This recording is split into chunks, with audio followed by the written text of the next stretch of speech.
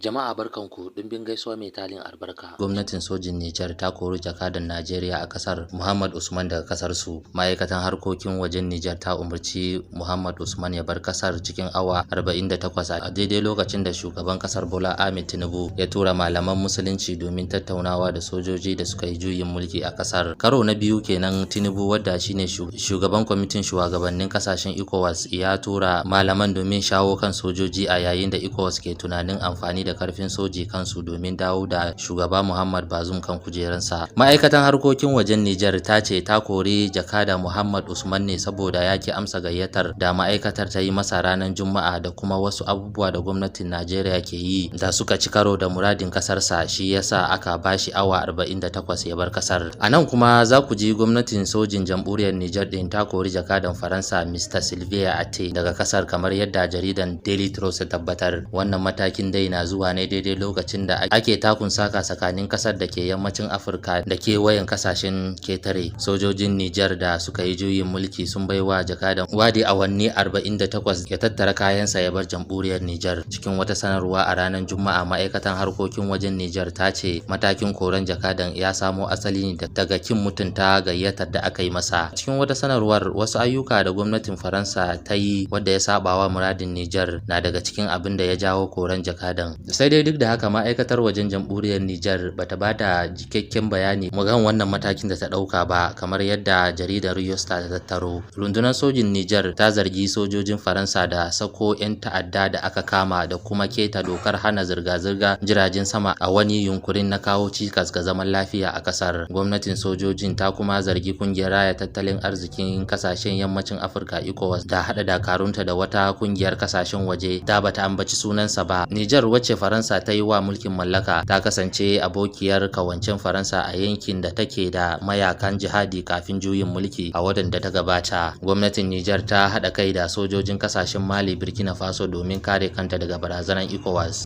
Kungiyar raya tattalin arzikin Afirka ta Yamma ECOWAS ta yi magana kan zage-zagen da ke cewa wasu daga kasashen waje ke ingiza ta kan lallai sai ta killasa wa sojojin Nijar mayar da kasar kan tafarkin tsarin mulki. ECOWAS kungiya ce mai aiki da dokoki da tsare-tsare ka'idodi da suka kafa. Muradinmu shine mu kare hakkokin al'ummarmu. Umar Tore, shugaban hukumar ECOWAS, ya ce lokacin wani jawabin da ya gabatar a Abuja, babban birnin tarayya. Umar ya kare da cewa ECOWAS bata kaddamar da yaki kan al'ummar Nijar ba, yayin da take fuskantar barazana kan yiwuwar amfani da karfin soji da nufin mayar da shugaban kasar wadda aka zaba a matakin farkon dimokuraɗiyya. Ya kara da cewa kungiyar bata da niyyar mayar da Nijar kasar da za a ruguza. ECOWAS ba ta taba barin al'ummar Nijar su sha wahala a hannun makiya a cikin gida ko ketare ba. Kawai dai ECOWAS ta damu da abin da zai kyautata rayuwar al'ummar Nijar. Umar Tore ya ce ECOWAS za ta yi amfani da duk wata dama da take da ita domin mayar da zaman doka a kasar. Ya kare da cewa sojoji da suka yi juyin mulki a watan Yulin farko sun bijirewa duk wani kokarin mu na diplomasiya, kuma ya ce ba za a taba amince ba mulkin rukun kwarya tsawon shekara 3 da sojin mulki suka sanar, kamar yadda sashin Hausa na BBC ta tabbatar. A nan kuma za ku ji babban takaddama ta sake kunno kai tsakanin sojojin juyin mulkin Nijar da kasar Faransa. Sojojin juyin mulkin Nijar sun kori jakadan kasar Faransa daga Nijar,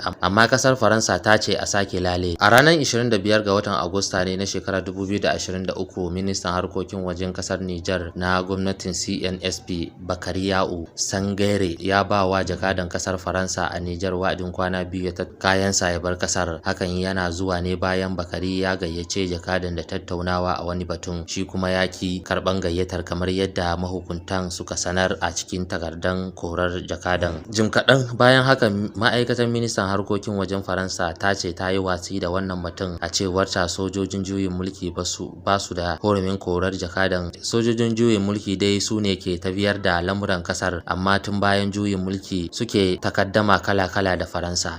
Saliyo ƙasa ce a Afirka ta Yamma da ake yada labarin yunkurin juyin mulki da aka ce sojoji da 'yan sanda suke so su yi a cikinta a 'yan kwanakin nan. Labarin dai na zuwa ne daidai lokacin da ake tattaki wurin kan juyin mulki da sojoji suka gudanar a jamhuriyar Nijar. Rahoton da VOA Hausa ta yi ya nuna cewa 'yan kasar ta Saliyo sun shiga fargaba biyo bayan sabani da aka samu tsakanin 'yan adawa da kuma gwamnati da ke rike da madafun iko. A watan Yulin shekarar 2023 ne aka gudanar da zaben shugaban shugaban kasa a Saliyo inda shugaba Julius Maada Bio ya sake lashe zaben karo na biyu kamar yadda Al Jazeera ta tattaro. Sai dai babban abokin hamayyar Julius wato Sabura Kamara ya yi watsi da sakamakon zaɓe, wadda bayanan ne kuma aka yada jita-jitar cewa ana yunkurin kifar da gwamnatin kasar. Biyo bayan jita-jitar juyin mulki ne rundunar 'yan sandan kasar ta Saliyo suka gabatar da kame wasu daga cikin sojoji da 'yan sanda da ma fararen hula da ake zargi da hannu a ciki. Mataimakin Inspector General na 'yan sandan kasar ta Saliyo Brema Ja ya bayyana cewa sun kawo mutanen ne saboda zargin su da yunkurin tayar da hankalin 'yan kasa. Sai dai a wani rahoton da African News ya ce har yanzu ba a san adadin mutanen da aka kama ba dangane da zargin juyin mulki a kasan Saliyo. A nan kuma za ku ji babban jami'ar diplomasiyyar Amurka Molife za ta kai ziyara Najeriya, Ghana da kuma Chadi, inda za ta tattauna da shugabanni da nufin lalubo hanyoyin da za a bi wajen mayar da diplomasiyya a jamhuriyar Niger. Duk a yayin ziyara za ta kuma wata ganawa ta musamman da jami'an diplomasiyyan kasashen Benin, Ivory Coast, Senegal da kuma Togo, inda za ta tattauna kan rawar da kungiyar ECOWAS ta taka tun bayan juyin mulki a Niger. A cewar sanarwar fadar shugaban kasan Amurka ta fitar cewa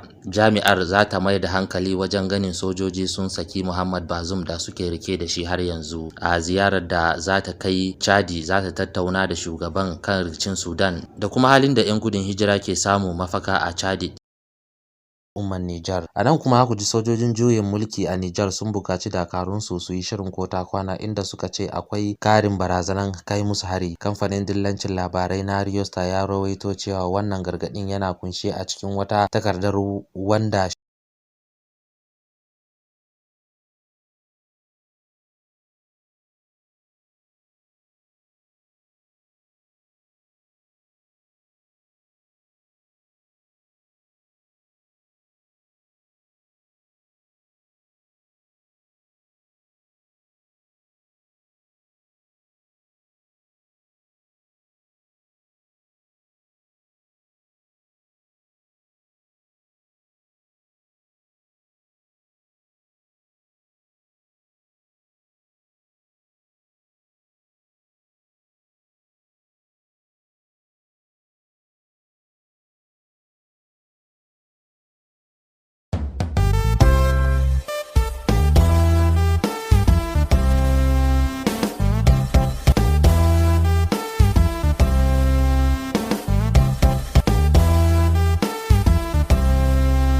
Jama'a barkanku, dimbin gaisuwa mai talin albarka.